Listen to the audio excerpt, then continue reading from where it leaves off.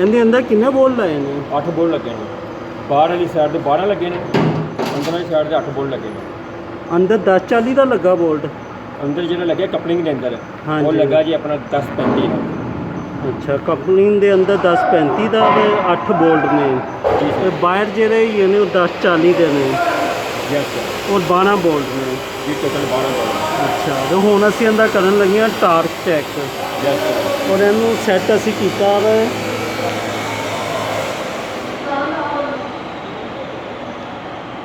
40 ਦੇ ਉੱਪਰ।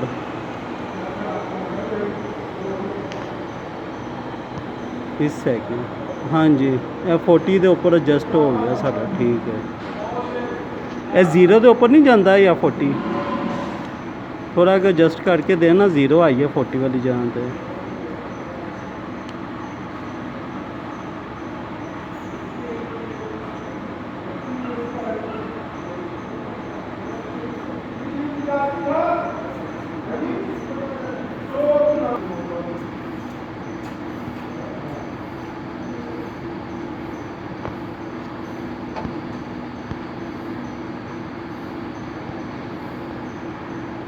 ਇਹ ਐਡਜਸਟ ਹੋ ਗਿਆ। ठीक है, ਇਹ 0 ਆ ਗਿਆ, ਇਹ 40 ਆ ਗਿਆ। ठीक हो गया, ओके। चलो ये टाइट करो जे इत्थे चेक कराओ।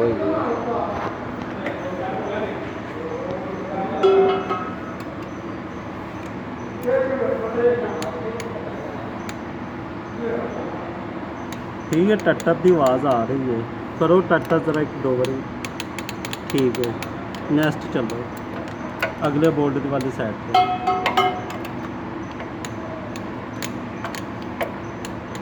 ठीक है, नेक्स्ट।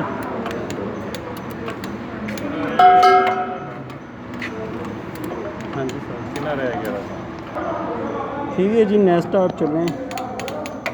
ओके हो गया।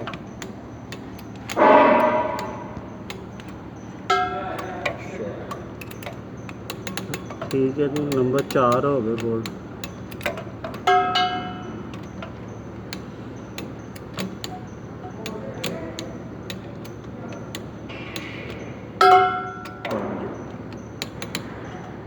नंबर 5 ठीक है।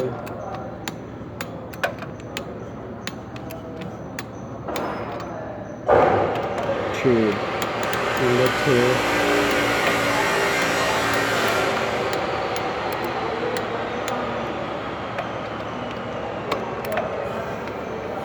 Number 7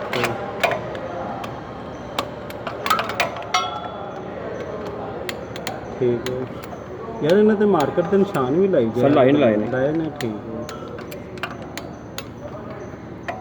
yes sir. नंबर 8 ठीक हो गया, डन हो गया। ठीक है, फिर भी रमा रहा पर ठीक है। बाहर वाली भी चेक करो।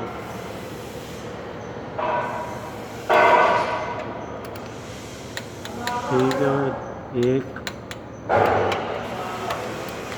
2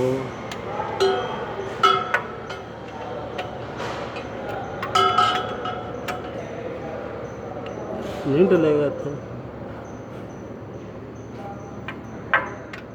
हाँ ठीक है, नंबर 3 4 है जो मैं पली तरफ। नंबर 5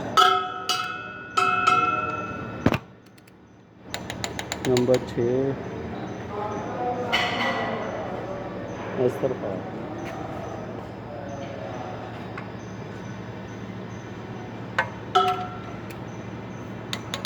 7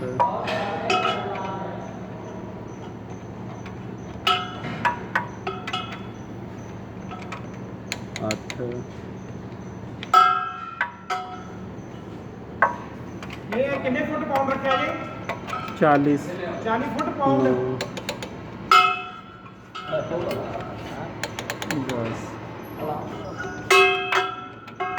नहीं अपने तौर पे दूसरे नाम चेक कर दूसरे नाम दूसरे ਨਾਲ ਟਾਈਟ ਕੀਤੇ ਨੇ।